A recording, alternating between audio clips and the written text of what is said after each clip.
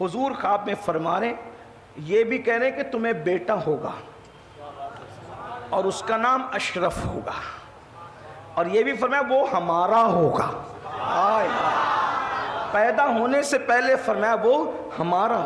میں تو اسی لیے سنیوں سے کہتا ہوں اپنے مقدر پہ ناز کر، جن کو رسول اللہ نے ہمارا کہا ہم ان کے ہیں۔ تو اس سے نتیجہ کیا نکلا؟ جن کو حضور نے اپنا کہا ہم ان کے ہیں، تو نتیجہ کیا نکلا؟ تو میرا امام کہتا ہے ہم ہیں ان کے، وہ ہیں تیرے تو ہوئے ہم تیرے۔ کتنا آسان رشتہ ہے نا، ہم ہیں ان کے اور وہ ہیں تیرے تو ہوئے ہم تیرے۔ اس سے بڑھ کر تیری سمت اور وسیلہ کیا ہے؟ اس سے بڑھ کر تیری سمت اور وسیلہ کیا ہے؟ تو سرکار مخدوم اشرف جہانگیر سمنانی رضی اللہ تبارک و تعالیٰ عنہ پیدا ہوئے۔ اور ایک بات یہ بھی بتاؤں، اب چلتے ہیں سفر کو آگے بڑھاتے ہیں جہاں تک گفتگو پہنچے گی۔ یہ ولی لوگ بھی ولیوں کے ماننے والے تھے۔ ایک بات یاد رکھنا، چائنا کی فیکٹری میں کبھی برانڈڈ مال پیدا نہیں ہوتا۔ بات سمجھ میں آتی ہے؟ چائنا کی فیکٹریوں میں کبھی برانڈڈ مال پیدا، تو جو ولیوں کو مانتے ہیں انہی کے گھر میں ولی پیدا ہوتے ہیں۔ جو ولی کے منکر ہوتے ہیں ان کے گھر میں کبھی ولی پیدا نہیں ہوتا۔ مخدوم صاحب کے یہاں یعنی مخدوم صاحب کی پیدائش نہیں ہوئی، بادشاہ ابا، اور صرف ابا بادشاہ نہیں ہے، دادا بھی بادشاہ، پر دادا بھی بادشاہ، لکڑ دادا بھی بادشاہ، اوپر تکڑ دادا بھی بادشاہ، یعنی یہ سب بادشاہ لوگ کا خاندان، پورے بادشاہی بادشاہ۔ مخدوم صاحب کہا کرتے تھے کہ لوگ محمود غزنوی کا ذکر کرتے ہیں، محمود غزنوی کا خاندان تو ہمارے آبا و اجداد کا غلام تھا۔ اگر آپ مخدوم صاحب کو نہیں جانتے، یہ عرس اسی لیے رکھا جاتا ہے تاکہ ان کی سیرت اور ان کی زندگی پڑھی جائے۔ محمود غزنوی جو بادشاہ تھے گزرے، ان کے باپ دادا مخدوم اشرف جہانگیر سمنانی کے یہاں نوکریاں کرتے تھے، غلامی کرتے تھے۔ مخدوم صاحب کہا کرتے تھے کہ محمود غزنوی کے باپ دادا ہمارے باپ داداؤں کے یہاں غلامی کرتے تھے، غلام تھے۔ توجہ فرمائیں، آپ اندازہ کریں مخدوم صاحب کا خاندان کیسا خاندان۔ نسب کے اعتبار سے حسینی سید، حسینی سادات، صحیح النسب، اعلیٰ حسب، سلسلۃ الذہب، یہ اعلیٰ خاندان نسب کے اعتبار۔ اور پھر دنیاوی عیش و عشرت کی کوئی کمی نہیں، لیکن اللہ کی شان، اولاد نہیں، خوب دعائیں مانگی، دعائیں مانگی، دن گزرتے جا رہے ہیں، دعا کا اثر ظاہر نہیں ہو رہا ہے۔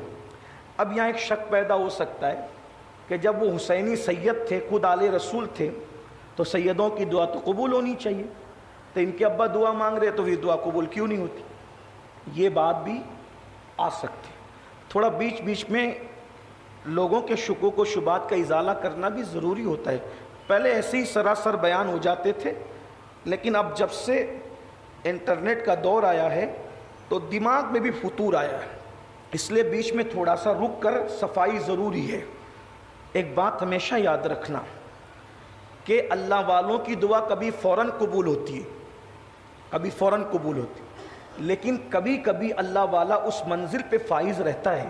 اللہ والا، اس کو بھی سن لینا، اس منزل پہ حدیث پڑھ رہا ہوں، اس منزل پہ فائز رہتا ہے۔ جب وہ دعا کرتا ہے تو اللہ جبریل سے کہتا ہے جبریل اس کو دینا مت، جبریل اس کو، اللہ منع کرتا ہے جبریل اس کو، اس کی مراد پوری نہ ہونے دینا، مولا یہ تو تیرا محبوب ہے۔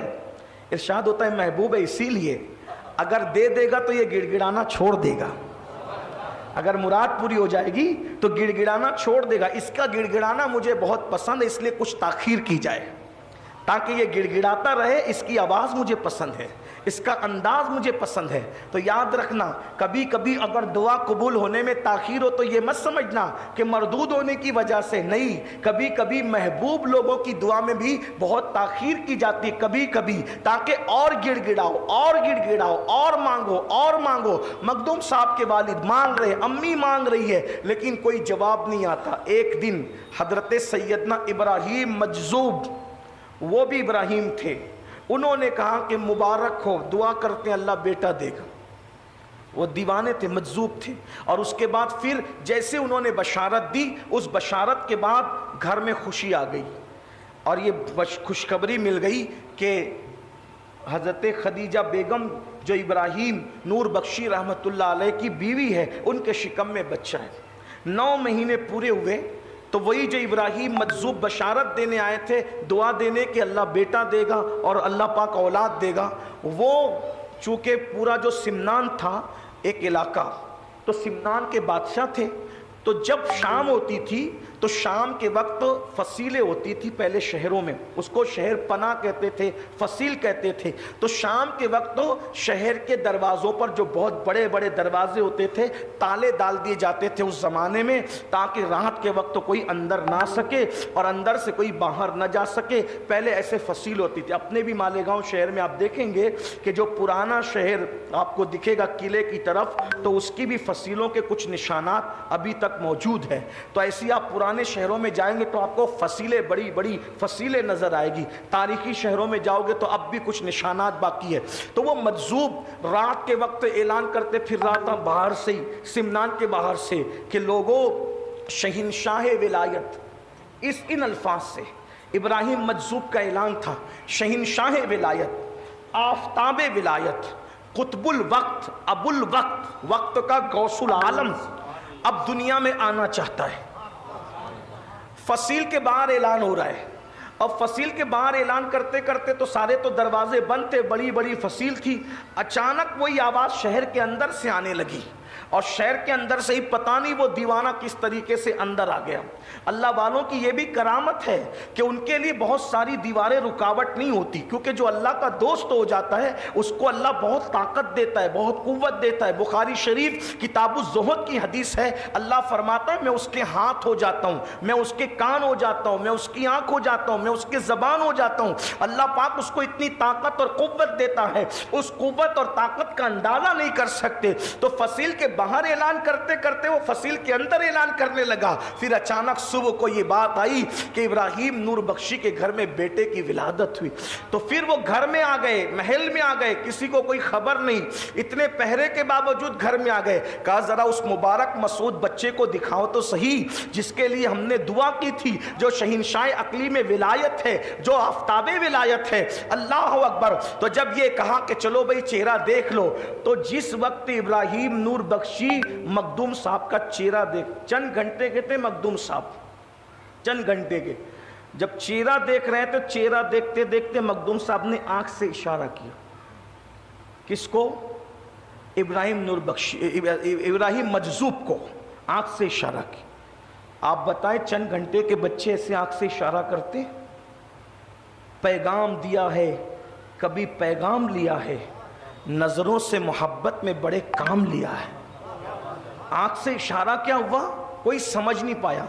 لیکن اس کے بعد ابراہیم مجذوب کبھی سمنان میں نظر ہی نہیں آئے. تو صوفیاء سے جب پوچھا گیا کہ یہ آنکھ سے اشارہ کیا کیا تھا مخدوم نے جو چند گھنٹے کے تھے، تو کہا اشارہ کیا تھا اب تک تمہاری ضرورت تھی سمنان میں، اب ہم آ گئے، آپ کی ضرورت نہیں ہے، چلے جاؤ. یہ مخدوم صاحب ہے بھائی. ولایت کی کائنات میں مخدوم صاحب کا مقام بلند. جو میں نے حدیث پڑھی ہے نا، اللہ والوں کی شان میں آیت پڑھی اسی لیے کیونکہ باتیں بڑی ہے، بڑوں کی بڑی بات ہے. کیا مقام ہوگا اس شہزادے کا کہ چند گھنٹوں کا شہزادہ آنکھ سے وقت کے ولی کو کہہ رہا ہے کہ آپ کی ضرورت ختم ہو گئی یہاں سے. اس کے بعد سمنان میں ان کو کبھی دیکھا نہیں گیا، ان کو کبھی پایا نہیں گیا. اور اس کے بعد پھر مخدوم صاحب کی جو پرورش ہوتی رہی، صرف 7 سال کی عمر میں، 7 سال کے بچے، 7 سال کے بچوں کو کبھی دیکھیے گا آپ کو اندازہ ہوگا. 7 سال کے بچے چاکلیٹ اور جب وہ آج کل کے بچے گیمز اور اسکول اور مدرسہ اور اس کے سوا کچھ جانتے ہی نہیں، انہیں شعور بھی نہیں ہوتا اردو کے عربی کے الفاظ کا. 7 سال کے بچے مدرسے میں آتے ہیں، نوری قاعدہ پڑھانا مشکل ہوتا ہے بچوں کو. یہ لوگ سب پڑھتے پڑھاتے ہیں، ہمارے حافظ مقصود صاحب، حافظ رحمت صاحب ہے، ہمارے حافظ امام صاحب جو ہے وہ، یہ سب لوگ پڑھتے پڑھاتے رہتے ہیں. چھوٹے چھوٹے بچوں کے لیے کتنی کوشش ہوتی ہے. لیکن یہ بات آپ کو اندازہ ہونا چاہیے، یہ جو اللہ والے ہوتے ہیں یہ عام بچوں سے، عام انسان سے قدرت ان کی صلاحیت الگ رکھتی ہے. صرف 7 سال کی عمر میں حافظ قرآن ہوئے مخدوم صاحب. اور وہ یہ والے حافظ قرآن نہیں جو حافظ جی ہمارے یہاں رہتے ہیں، جو ساتوں قرت ہے، قرت سبا پر، ساتوں قرت پر مخدوم صاحب 7 سال کی عمر میں حافظ قرآن ہوئے۔ ایک حافظ جی مجھ سے کہہ رہے تھے حضرت ہم سنیوں کے یہاں علمی زوال کتنا ہے کہ ہمارے یہاں بڑے بڑے لوگوں کو صحیح قرآن پڑھنا نہیں آتا۔ میں نے کہا تو آج کے سنیوں کو دیکھ کر مجھے تانا مت دے، جب لوگوں کے فرقے بھی نہیں پیدا ہوئے تھے، لوگوں کے مولوی بھی دنیا میں نہیں آئے تھے، آج سے 7 سال پہلے میرا مخدوم 7 قرتوں کا حافظ تھا۔ لوگ کیا قرت سبا کی دھوس دیتے ہیں، جب تمہارا وجود نہیں تھا تب ہمارے یہاں 7 سال کے مخدوم جیسے لوگ 7 قرت کے حافظ قرآن تھے۔ 7 سال میں حفظ قرآن 7 قرت پر کیا، قرت سبا کے ساتھ۔ آج کل کوئی قرت سبا کے حوالے سے چند آیتیں پڑھ لیتا ہے تو اس کا سینہ فخر سے اونچا ہوتا ہے۔ مخدوم صاحب نے پورا قرآن، میں اس پر اس لیے زور دے رہا ہوں کہ اگر حافظ جی لوگ یہاں موجود ہے تو اس کی اہمیت کو سمجھیں کہ مخدوم صاحب نے پورا قرآن 7 قرت پہ حفظ کیا تھا۔ یہ مخدوم صاحب رہے، اور 10 سال یا 14 سال کی عمر تک پہنچتے پہنچتے جتنے علوم اس زمانے میں تھے، 10 سے 14 سال کی عمر تک پہنچتے پہنچتے آپ نے سارے علوم حاصل کر لیے تھے، یہ مخدوم صاحب۔ اور آپ کو ایک بات اس سے اور بڑی بتاؤں، مخدوم صاحب ابھی 7 سال سے 10 سال کی عمر کے تھے، اس وقت خضر علیہ السلام آپ کے پاس آنا جانا شروع کر چکے تھے۔ لوگ غاروں میں بیٹھ کر، جنگلوں میں بیٹھ کر حق ہو کی صدائیں لگاتے ہیں، چلا کشی کرتے ہیں، وظائف کرتے ہیں، ایک بار حضرت خضر سے ملاقات ہو جائے۔ لیکن یہاں 7 سال سے 10 سال کی عمر میں، بلکہ یوں کہہ لیں کہ ابھی ظاہری طور پر، جسمانی طور پر بالغ بھی نہیں ہوئے ہیں، اور حضرت سیدنا خضر علیہ السلام کی آمد ہو رہی ہے، اور پاس انفاس جو یہ ایک ذکر ہے اللہ اکبر، اس ذکر کی تلقین سب سے پہلے اگر کسی نے کی ہے تو وہ سیدنا خضر علیہ السلام نے کی ہے۔ یعنی پہلے تعلیم ذکر کی دینے کے لیے کوئی آیا ہے میرے مخدوم کو، تو اس ہستی کو دنیا سیدنا خضر علیہ السلام کے نام سے جانتی ہے۔ ادھر خضر تربیت کر رہے ہیں، اور ادھر جب رات کو سوتے ہیں تو خواب میں خیر التابعین، سید التابعین، فنا فی الرسول سیدنا اویس کرنی خواب میں آتے ہیں اور اوراد و وظائف تلقین کرتے نظر آتے ہیں۔ مخدوم صاحب رحمت اللہ تعالی علیہ نے برسوں ان دونوں بزرگوں کے ورد و وظائف کو اپنے وظیفے میں رکھا، اور ایک دن حضرت خضر آ کے کہتے ہیں کہ اشرف یہ 2 کام ایک ساتھ نہیں ہو سکتے۔ مخدوم صاحب سے کہا 2 کام، یا تو دنیا سنبھال لو یا تو یار کی طرف آ جاؤ۔ آپ جب تک تخت پر رہو گے یار کا ملنا محال ہے۔ ای خیال است ای محال است، یہ صرف خیال ہے کہ تخت پر یار مل جائے گا۔ وہ بڑا مشہور واقعہ ہے نا، 2 ہی بادشاہوں نے بادشاہ چھوڑ کر فقیری اختیار کی، ایک تو ابراہیم بن ادھم، ایک مخدوم اشرف جہانگیر سمرا۔ اور بھی کچھ ہوں گے تو ہوں گے، لیکن میری اپنی معلومات میں یہی 2 ہیں۔ باقی کے کچھ لوگ بادشاہ رہ کر بھی اس راستے پہ چلے، تخت تو چھوڑا نہیں ہے، لیکن ان کو اتنے مضبوط سپورٹ ملے تھے، اس لیے وہ تخت پہ رہ کر بھی وہ سارے کام انجام دے رہے تھے۔ ان میں ایک ذات ہے حضرت سلطان شمس الدین التمش کی، کیونکہ ان کو قطب الدین بختیار کاکی جیسا شیخ مل گیا تھا۔ ان بہرحال سلطنت چھوڑنے والے 2 لوگ ہیں، ایک ابراہیم بن ادھم بلخی، اور وہ بہت خوبصورت، وہاں بھی حضرت خضر ہی آئے تھے۔ جب چھت پر کسی کے دوڑنے کی آواز آئی تو آپ غصے میں کہتے ہیں کون گستاخ ہے جو میری چھت پہ دوڑ رہا ہے؟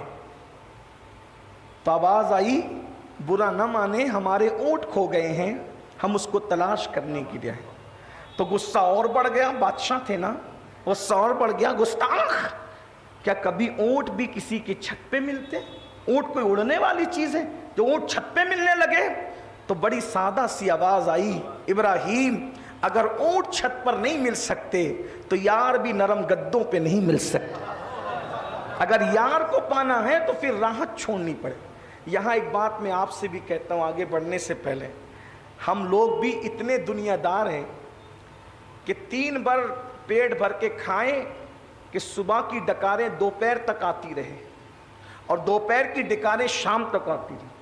حتیٰ کہ دوپہر اور شام کی ڈکاریں تو اپنی جگہ، روزہ بھی ہمارا اتنا عیش والا ہے کہ سحری کریں اتنی بھرپور کہ اثر تک ڈکاریں آتی رہیں، اور پھر چاہتے ہیں کہ اللہ مل جائے. دیکھیے ہنسنے کی بات نہیں ہے یہ، چونکہ آپ ایک ولی کا ذکر سننے آئے ہیں تو آپ کو بھی کوئی پیغام ملنا چاہیے. میں صرف کرامتیں پڑھ کے نعرے لگوانے نہیں آیا، میری تمنا ہے کہ ہم بھی اس راستے کے مسافر بنیں. اللہ کب ملے گا ہمیں؟ اللہ کا قرب کب پائیں گے؟ یہ کارخانے میں دل لگائے، یہ سائزنگ میں دل لگائے، اور یہ کھانے میں دل لگا، یہ پینے میں دل لگا. ارے کھانے پینے میں بھی اور کارخانے میں بھی دل لگاؤ تو کوئی بہت بری بات نہیں. ہمارا دل تو غیبت میں لگا، چگلی میں لگا، گانوں میں لگا، گناہوں میں لگا، برائیوں میں لگا، اس کی میں لگا. اللہ کب ملے گا؟ کچھ نہیں، کچھ ملنے والا نہیں جب تک کہ اللہ کے لیے چھوڑو گے نہیں. میں یہ نہیں کہتا کہ مال مت کماؤ، مال کماؤ جماؤ، لیکن دنیا میں رہو، دنیا کو اپنے اندر مت رکھو. جو راہ عظیمت کے مسافر ہوتے ہیں پھر ان کے مقام الگ ہوتے ہیں. خضر علیہ السلام نے کہا اشرف یہ 2 میں سے کوئی ایک چننا پڑے گا. اگر تم یار کو چاہتے ہو تو پھر تمہیں چھوڑنا ہوگا تخت و تاج. آپ نے فرمایا بالکل چھوڑ دیں گے. یہ کہنے کو میں سمجھتا ہوں میں میرے بچپنے سے سن رہا ہوں، اور اب میں بھی تقریباً 25-27 سالوں سے ہر مرتبہ یہ بیان کر رہا ہوں لوگوں کے درمیان پورے ہندوستان. مخدوم صاحب نے تخت تو چھوڑ دیا. آسان ہے. لوگ اگر 50 سال کسی کرائے کے مکان میں رہیں تو کرائے کا مکان نہیں چھوڑتے ہیں؟ چھوڑتے ہیں لوگ؟ کرائے کا دوسرے کا مکان ہے، 50 سال سے رہ رہے تو نہیں چھوڑتا. ہم نے بڑی بڑی داڑھی والوں کو دیکھا ہے حیران کرتے ہوئے، خوبصورت ٹوپیوں والوں کو دیکھا ہے، بہت بڑے بڑے ممبر و محراب کے تاجداروں کو دیکھا ہے. جب مال کی بات آئے نا تو پھر اللہ یاد نہیں آتا. کرائے کے مکان میں 10 سال رہیں آدمی نہیں چھوڑتا جلدی، حیران کرتا ہے. انسان اگر کسی کی کھیتی کر رہا ہو، کھیتی مانگو، جلدی نہیں چھوڑتا، خون خرابے تک نوبت آتی ہے. یہ حالات ہوتے ہیں، آپ مجھے بتائیں. لیکن اللہ اکبر، حضرت خضر کے کہنے پر کہ اگر یار چاہتے ہو تو تک تو چھوڑنا پڑے گا، آپ نے اسی وقت فیصلہ کیا، اسی وقت میں نے چھوڑ دینا ہے اس لیے کہ مجھے یار چاہیے. اس سے پتہ چلتا ہے کہ خدا کی عظمت ان کے دلوں میں کیا تھی. ان کے دلوں میں خدا کی عظمت کیا تھی. باپ داداؤں کی پشتینی حکومت، وہ 5 سال کی نہیں، وہ صدیوں کی پشتینی حکومت جو باپ داداؤں کی تھی. خضر علیہ السلام کے کہنے پر کہ ٹھیک ہے میں چھوڑ دیتا ہوں، مجھے تو اللہ چاہیے، خدا کا قرب چاہیے. اور اس کے بعد ماں کے پاس آتے کہتے امی جان میں نے تخت چھوڑ دینا ہے. ماں کی آنکھ میں آنسو تھے. بیٹا اسی دن کا تو انتظار تھا، اسی دن کا انتظار تھا، کیونکہ تمہارے نانا احمد یسوی نے مجھے بتایا تھا کہ جب تمہارے یہاں بیٹا پیدا ہوگا اس کا نام اشرف ہوگا، وہ بہت دن تک تخت و تاج نہیں سنبھالے گا، وہ چھوڑ کے چلا جائے گا، اللہ کے لیے ٹھکرا دے گا تخت و تاج کو. اور کہا بیٹا انہوں نے تو یہ دستار بھی دی تھی کہ جب میری بیٹی تیرا اشرف تخت و تاج چھوڑ کر کے روانہ ہو ہند کی طرف تو تو میری دستار اس کے سر پہ رکھ دینا اور اس کو کہنا اب تیری ہماری ملاقات قیامت میں ہوگی. بیٹا مجھے اسی دن کا انتظار تھا، لیکن میرے لال اس طرح جانے نہیں دوں گی، اکیلے نہیں جانے دوں گی. تو لاؤ لشکر کے ساتھ جانا، تو جو ہے وہ سپاہ کے ساتھ جانا، پورے ترک احتشام کے ساتھ جانا، تاکہ مجھے یہ لگے کہ میرا بیٹا کسی ملک کو فتح کرنے کے لیے جا رہا ہے. ماں ہوں نا تو ماں کے دل کو تسلی ہوگی. اور اس کے بعد لاؤ لشکر تیار کیا. لاؤ لشکر تیار کرنے کے بعد پھر مخدوم صاحب کو روانہ کیا.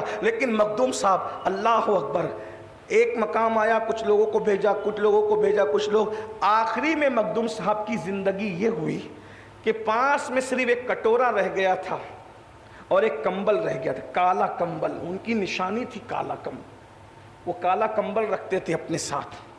ویسے یہ کمبل کا راز بھی بڑا ہے. اللہ والے اکثر کمبل کملیاں رکھتے ہیں، یہ اللہ والوں کا ایک اپنا انداز تھا. وہ اس لیے رکھتے تھے کہ اسی کو بچھا لیں، اسی کو اوڑھ لیں، اسی سے پردہ کر لیں، بہت سارے کام اس سے لیتے. اور ایک کٹورا، کہاں بادشاہ پشتینی بادشاہ، اور کہاں یہ کہ صرف ایک کمبل رہ گیا کالا اور ایک کٹورا، بس کچھ نہیں تھا. اور پیدل سفر ہو رہا ہے، نہ گھوڑے ہیں نہ کھچر ہیں نہ اونٹ ہے، کچھ نہیں، پیدل سفر ہو رہا ہے. جب انسان اتنی قربانی دیتا ہے تو پھر مقام کیا ملتے ہیں. ادھر مخدوم صاحب چلے جا رہے ہیں اور ادھر سرکار علاء الحق پنڈوی پیر و مرشد مخدوم صاحب کے، جو خالد بن ولید رضی اللہ تعالیٰ عنہ کی اولاد میں سے تھے. اب یہاں ایک بات اور واضح کر دوں، لوگ علاء الحق پنڈوی کو تو مانتے ہیں لیکن خالد بن ولید کو نہیں مانتے. یہ معاملہ ہے. میں کہتا ہوں میرے بھائی، اگر خالد ابن ولید جیسے لوگ رسول اللہ کے ساتھ بے وفائی کرتے تو ان کے گھر میں اللہ اتنا بڑا ولی کیسے پیدا کرتا؟